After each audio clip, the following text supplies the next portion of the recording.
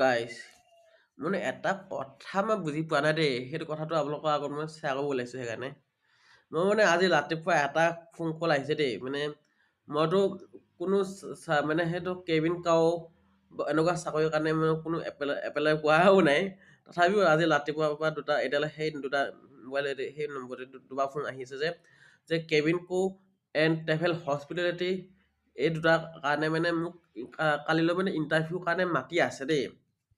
মানে চাকৰি ইণ্টাৰভিউ আৰু সেনেকুৱা চাকৰি ইণ্টাৰভিউ বাট নম্বৰটো নামটো কৈছোঁ এই পিছলৈ দেখা আছে যে হিমা দাস সেই